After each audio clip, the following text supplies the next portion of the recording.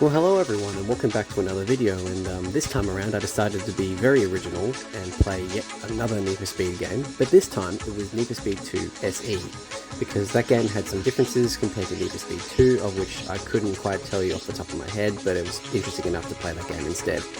And even getting the game to run was quite an interesting story actually. As you can see here, this is, well, this will be split into two different kind of gameplay segments actually, but it's definitely a product of its time, or product of its era, as I was going to say, but instead of the wrong way around like I so often do. Because this is running under the Glide emulator, and of course this was the era of like Voodoo graphics cards and 3DFX graphics cards. Actually, Voodoo, it was a 3DFX if I remember correctly. But anyway, so games look slightly different because instead of it being a software renderer and running the game entirely on the CPU, you would be actually using a dedicated graphics processor or a graphics card or whatnot. And I thought it was really interesting because I remember playing the Need for Speed 2 demo. Now, I mentioned the demos for like old Need for Speed games when on one of my previous Need for Speed 3 videos, and the demo for Need for Speed 2 looks quite a bit different to this. And upon further reflection and throughout the course of this video, you'll realize why. But it was really interesting to me because the game itself was running in software at that time, and it was running on it wasn't a Pentium 166, I mean, it was an old Pentium PC from like 2002, it was like a mid-low-end PC from 2002, 2003, and it ran Windows XP. Anyway, this was like a really cheap PC that I had as a kid that, it was 2011, so Windows XP was still supported on it, and you could still get updates and everything like that, so you could still browse the internet, somewhat safely, I guess. It was using an old version of Internet Explorer, but it was 2011, there wasn't, I guess there was probably a few rather dangerous pieces of malware and viruses out there at that time, but I didn't have any problems with that computer. It was my stupidity in not knowing what voltage differences were that made me accidentally fry the power supply and likely everything else in that PC, because I was trying to make it go faster. The things you do when you're 12 and you've got a very limited, PC that doesn't run games very well, but you try to make the most out of it. I do miss that PC because it had the classic Hewlett-Packard branding on it, and it had the stickers intact and everything on it, and it had the floppy disk and made funny sounds and everything like that. I still got its original keyboard somewhere. That was the only thing we kept from that. But yeah, we missed that, and I also missed the CRT that my mother threw out at one point in my later high school years. I had this nice old Panasonic CRT that I honestly wouldn't surprise me if I made a reference to it in an old video or something, because I have quite a large collection of older consoles at this point. I don't have like a Nintendo 64, which is probably the only major one that I'm really missing out on at this point. Maybe a Sega Dreamcast. It's actually the one that I want the most, if I'm going to be honest. Just because I like the aesthetic of Sega arcade games. Do I like it more than Nintendo 64 do? I guess that's a whole other debate. But anyway, I've got a lot of old retro games and retro consoles, and that CRT was thrown away because I don't use it that much, or it was out somewhere and I miss it. It was a Panasonic, it wasn't a Sony Trinitron or anything like that, but it was still a nice-ish CRT computer. And unfortunately, I don't. It's a TV, sorry, and now I just don't have it anymore. But yeah, it's pretty funny going through this game. I kind of want to record like brief clips, like highlighting the differences between like the wild arcade and simulation modes, because I gotta be honest, I've always known this game for being a really wacky, like, heel turn compared to the, like, semi-grounded realism of the original Need for Speed and Need for Speed SE. So I thought it was really funny that this game's just got really wacky physics and whatnot, but I can't imagine simulation is necessarily that realistic either, given that well, I think it's like out of it's 11 or 12 cars in this game, I think only like 4 or 5 are actually production cars. If I'm not mistaken, I could be wrong, because car selection screen wasn't really at the start of the video, and I kind of totally forgot about that. But the car that arguably, I think is synonymous with Need for Speed 2 is the Ford GT90, because I just remember playing that demo so many times as a kid. But that was the Glide version, and it looked pretty smooth. Like, the car's good, the Glide graphics aged really well, and I loved this little graphic here as well. I had to share that. But here's the software rendering version, and this was a lot more familiar for me. But the plus side is that this also rendered in widescreen, so things actually look normal, and you can see there's the interior view as well, so that's where that is missing. And there is some software online that you can, if you have a CD for Need for Speed 2, like I've got like 2 or 3 copies of it for whatever reason. I had a family member gift me a copy of it when I already had a copy of it, so I've now got 2. But it's literally as simple as copying the FE data folder and the game data folder into the wrapper or whatever they've got, and it's basically good to go. and of course I will share links to that in the video, but it's basically how I got the game running, and it is really easy to get this game running on, at least it is on Windows 10. I haven't tried it on Windows 11. I do have a Windows 11 laptop that I kind of begrudgingly use because I won it from work. I mentioned that in, I think, my Day of Defeat Source video or another video I did. I've done so many videos that I've kind of lost track already, but I haven't really tried much software on Windows 11 on there because I kind of refuse to upgrade to Windows 11 on my desktop at the moment. I'm still running ESU, so I've still got security updates for until October, but I just don't really want to, you know, upgrade. I just don't like the aesthetics of Windows 11. I really like Windows 10.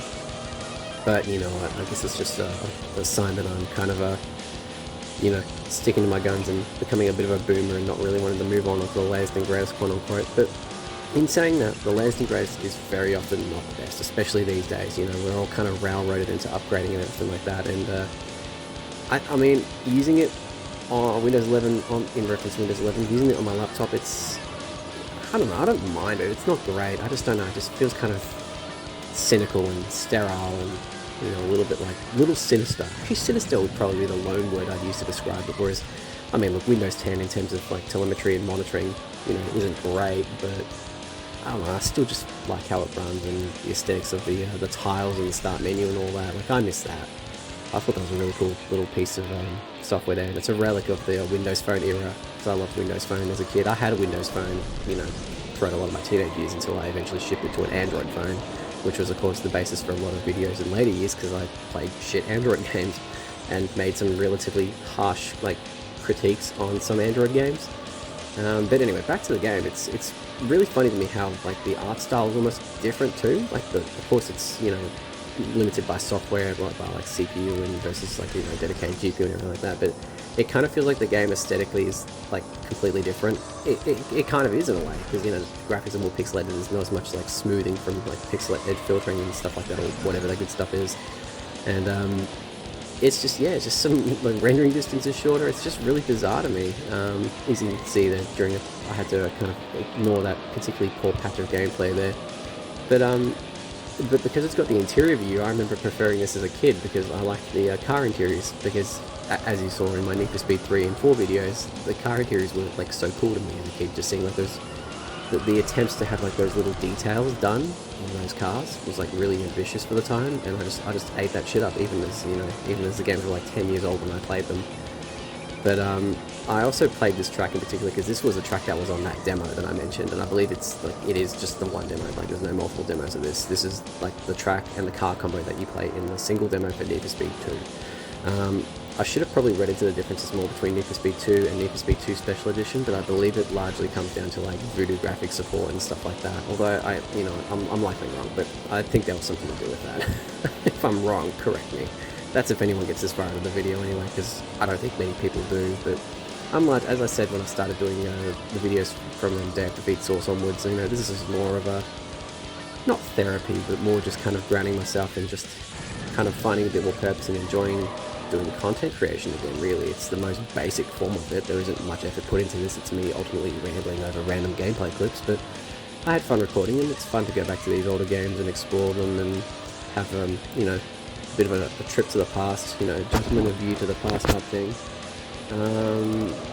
Yeah, it's really about that, really. You can see this track was quite a slog, and as I was racing through this, I'm like, yeah, this is probably not the most ideal track to do a video on. But the other track was so short that I had decided that I might as well experiment with that and use that as an excuse to compare the two, as I had explained at the start of the video. But here we are. There's really not much else to say. My voice is probably a bit raspy because I just had a night out with mates. I didn't obviously go, you know, chaotic or anything like that, but we jokingly had a cigarette each, and I think that's done a number on my throat because about August last year I got quite sick. I don't know what it was that ultimately got me quite sick. I thought it might have been COVID, but it wasn't. But it affected my voice a bit, and that had affected recording for vocals on a Little Mighty Zebra Rabbit EP, and it's still affected my vocals now. But cigarettes have kind of brought back like that raspiness that I've kind of wanted to get back into. So I guess there's a lesson there. I guess smoking's okay if it's for artistic purposes. You heard that here first. Not that that's me endorsing cigarettes, but if I were to smoke them, I'd smoke Manchesters. There's a little factoid for you. Don't smoke, if it wasn't already obvious. Or do. I don't know how much I've got left anyway. Just do what you want, really. Who cares? I ain't judging. No one judges me for smoking. even though my jumper will smell like cigarettes when I walk into work tomorrow morning, but you know what, I don't think anyone will mind. It's retail after all, you can just be yourself, I guess, and I kind of do that, you know, you take the piss out of yourself, you take the piss out of the corporate structure that may be, but you do it in the end because it gets you sales, and I guess that's just how that works in retail. I just straight up murder that McLaren. I tried to do that before, but it obviously backfired. I don't know why it worked then. But yeah, that's just the fun part of my job, I guess, isn't it? You know, being a bit of a sly fox in a way. But I mean, it's the longest job that I've had. I mean, in the time frame when I stopped doing videos in 2020 till the current, you know, current crop of videos and beyond that, because I likely will. I'm just gonna find games to play and things to talk about, really. So it might start slowing down, but I'd been through, well, I had one job that lasted me nearly 2 years in a restaurant, and I left because I went to another restaurant, but then the other restaurant only lasted me about 10 months because their work was drying up, and I kind of got bored of it, if I'm going to be honest. I loved that place. It was an awesome place. The second place was awesome. And the area that I worked in was absolutely gorgeous as well. Like, I love working around there. But I felt the wind of change coming, and I felt that retail was my calling for some reason.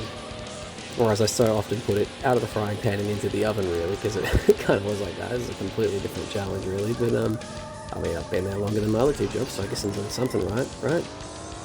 But you never quite know. You just got to wing it, really. That's just kind of how a lot of these things go. You just really got to wing it and kind of hope for the best. If it pays off, well, you know, you've done something right. And if it doesn't, well, you haven't failed. You're still doing something right because you've tried something.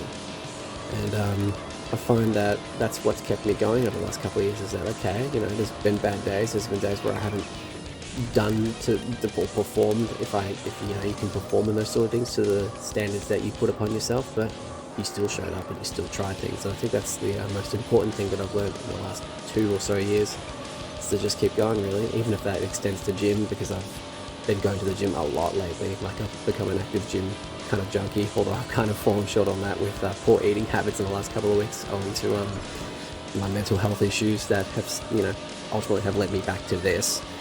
So, but I'll get back into it.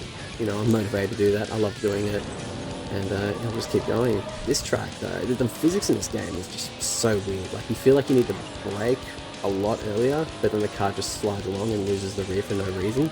So it feels like you're drifting around everything all the time, and it's just really bizarre. But, you know, regardless, I love this game.